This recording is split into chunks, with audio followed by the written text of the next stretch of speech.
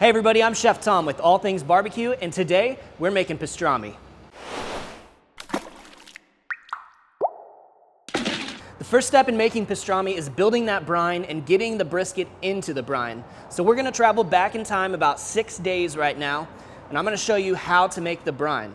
Then we'll jump back forward to present time, and we'll get some smoke on this thing and finish it out. Roads? Where we're going, we don't need roads. First thing we need to do is build our brine for our pastrami. But before we can build the brine, we first need to make the pickling spice. I'm gonna start by toasting a tablespoon each of black peppercorns, coriander, and mustard seeds. Now this is just over a dry, hot skillet, and we'll toast it until it becomes fragrant. It's a good idea to keep all of those things moving. Move that skillet around so that it's not getting browned only on one side. Now, as soon as these become aromatic, you want to get them out of the hot skillet so they don't continue to brown. So now what I want to do with these is crack them open to release those aromas. I'm going to put these in a napkin here. By the way, if you hear a little extra noise today, there happens to be a block party going on right off the patio. All right, so we're going to cover these with a napkin and then take our cast iron skillet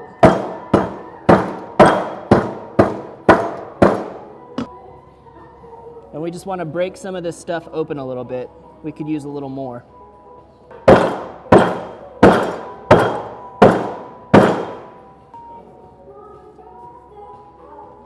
All right, that should do it.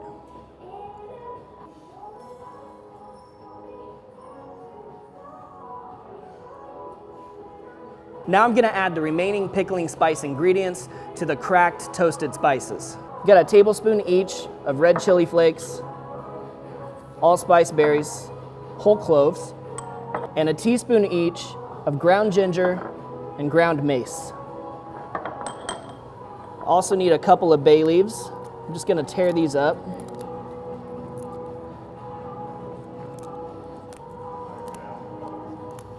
And then last, just one stick of cinnamon that we've kind of broken down into pieces.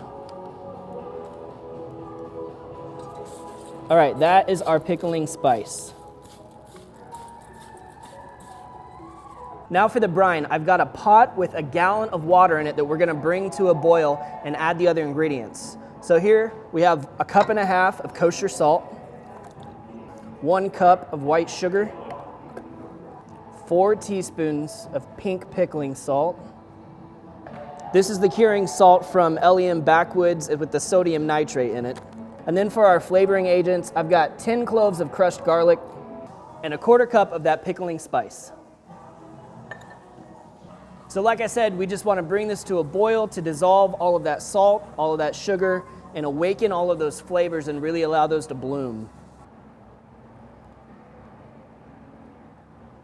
All right, everything's dissolved, so what we want to do now is cool this mixture down so we can get the brisket into the brine.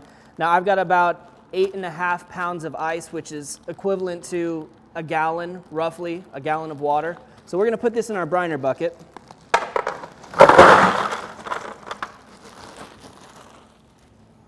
And add the hot liquid to the ice.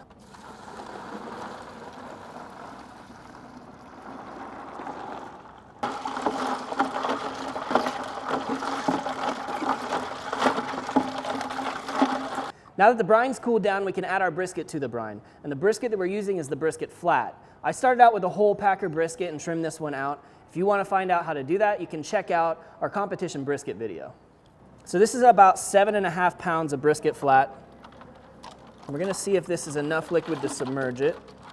Yep, looks like it's gonna work out perfect here in our briner bucket.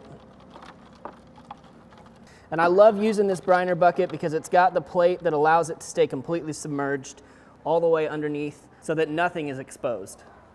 Now if you're doing this without one of these briner buckets, you just need to make sure that it stays completely submerged, so you're gonna wanna weigh it down with some plates or something like that. Now we're gonna put this into the fridge for about 6 days. That should be the perfect amount of time for that cure to penetrate all the way to the center of the meat. We're sending you back to the future! Our brisket's been in the brine for 6 days now, so I'm gonna pull it out, get it seasoned up so we can get it on the smoker.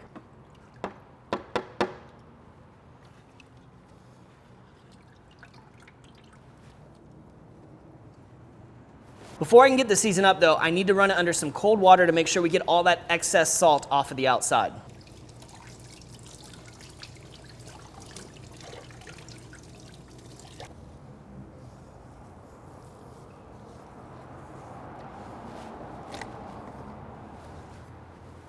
Now what we have for rub, this is a 50-50 mixture of black pepper and coriander that I've toasted. And in order to get this rub to stick, we're just gonna add a little bit of mustard to the surface.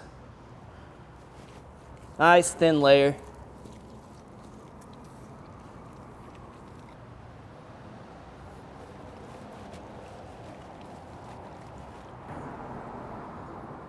So you'll notice there's no salt in this rub today. That's because there's plenty of salt in that brine. We're gonna get all the saltiness we need from the salt that the brine has already put into the meat.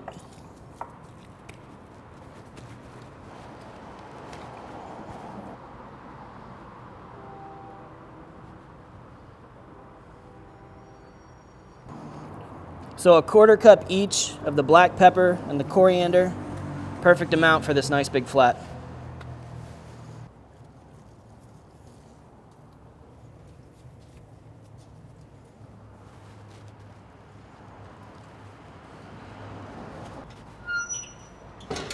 We're smoking our pastrami today on the Yoder Smokers Wichita. This is an offset smoker. I'm gonna place one of these pieces of wood to the front side of the cooker. So what's gonna happen here is that stick's gonna get really hot, so when I roll it over onto the coal bed, it ignites instantly, and you don't get any of that acrid smoke. If you wanna see how we do that from start to finish, check out our tips and techniques video. I'll put the link in the description. So I'm just gonna maintain this heat at about 250 degrees, and then I'll come back and check on it in about 3 hours, see how the color's looking. Our pastrami's been on for about 5 hours now, and the color is right where I want it. So at this point, I want to wrap it in foil. If you were to temp this right now, you'd find that it's about 155 degrees internal temperature, and we're probably going to go to about 205. So we've got a ways to go, but that's not really the important thing. What's important now is the color.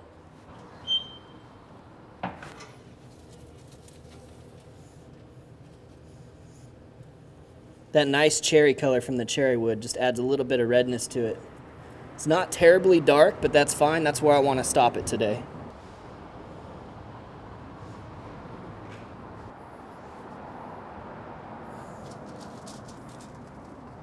All right, so 2 sheets of foil in case we get a little tear.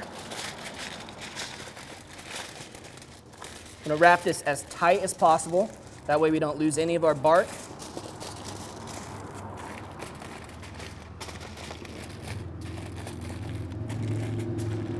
Man, that pastrami smell just coming through. It smells so good.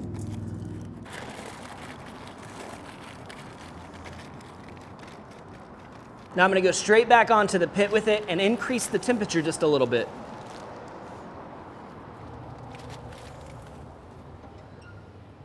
I'm looking to run the pit around 300 now that we've got this thing wrapped up. It's not taking on any more smoke. All it's doing is sitting in that foil, braising and breaking down all of that connective tissue, all of that fat. And cooking at a slightly higher temperature is going to help expedite that process so that we don't have to wait as long before we eat pastrami.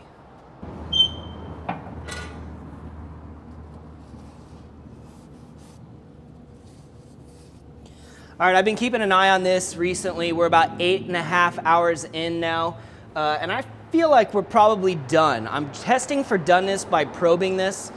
Temperature-wise, we're where we need to be, 205 to 210, and there's not much resistance, which tells me that it's nice and tender.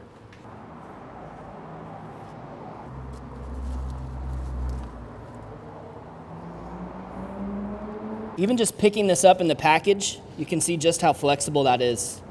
It's not quite as soft as a finished brisket would be that was not cured, but because it's been cured, it's gonna be a little bit tighter. I promise this thing's still gonna be plenty tender and plenty juicy. It smells amazing.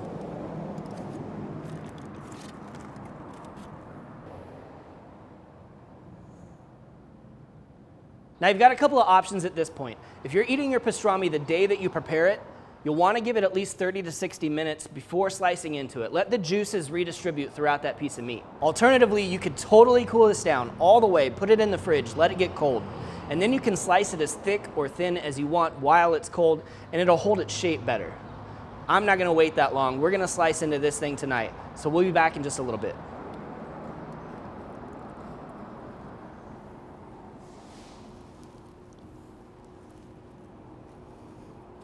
Now when you're slicing this, what you want to do is find where those muscle strands are running, and they're all going this way, which means we're going to cut this way.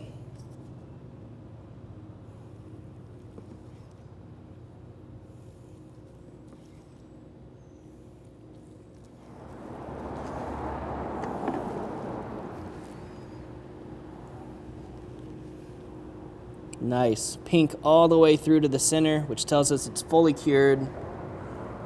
Just a little tug and it comes apart. That's perfect. Let's take a look at just how much juice has been retained. Oh yeah, it's coming right out of the center, so we know it's nice and juicy. Even though this is cured, it's still super tender. Check this out.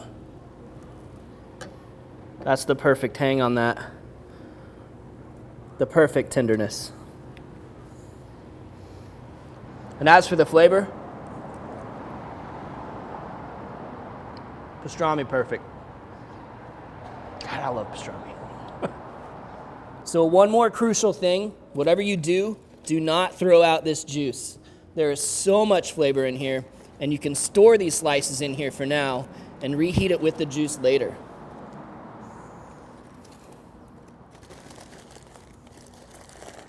Now I have a feeling that in the near future, I'm gonna need to complete this journey and take you all the way through the end of one of my favorite sandwiches, the Reuben. But that's another episode. Thanks so much for watching. If you enjoyed the video, please hit the subscribe button. And if you have any questions or comments, or there's anything you'd like to see me cook, let me know in the comment section down below. And hey, let's be good to one another. For more recipes, tips, and techniques, head over to thesauce.atbbq.com. Also, a good deal of the products featured in these videos are available for purchase at atbbq.com. All things barbecue, where barbecue legends are made.